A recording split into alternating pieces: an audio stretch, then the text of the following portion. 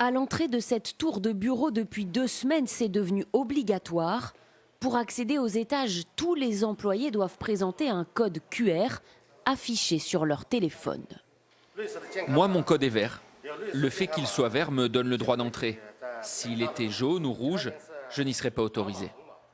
L'application, développée par le géant de l'Internet chinois Alibaba, analyse les données du téléphone pour déterminer si son utilisateur a séjourné dans des zones à risque ou a voyagé à proximité des personnes infectées par le coronavirus. En Chine, ce code QR est le nouveau sésame pour se déplacer. Dans cette ville au sud de Shanghai, il est réclamé à l'entrée des résidences, des gares, des métros. Si le code n'est pas vert, impossible de passer. C'est rassurant. Sans ce code, impossible de savoir si les gens qui prennent le métro ou le bus sont en bonne santé.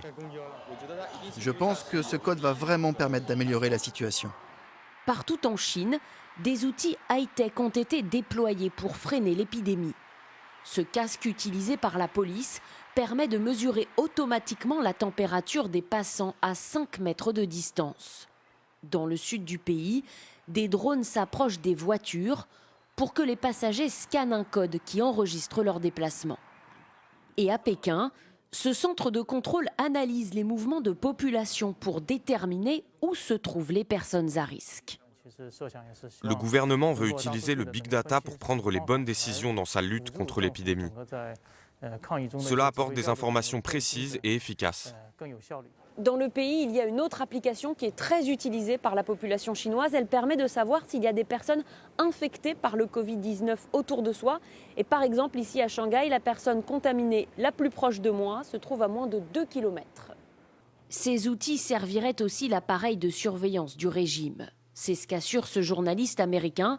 Il a mené une enquête sur les données personnelles recueillies par l'application.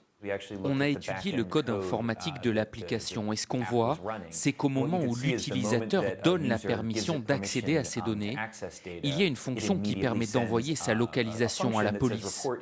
Et quand on y regarde de plus près, on s'aperçoit aussi que la police est derrière le développement de l'application. Au total, ce sont les données de plus de 50 millions d'utilisateurs qui sont ainsi envoyées aux autorités.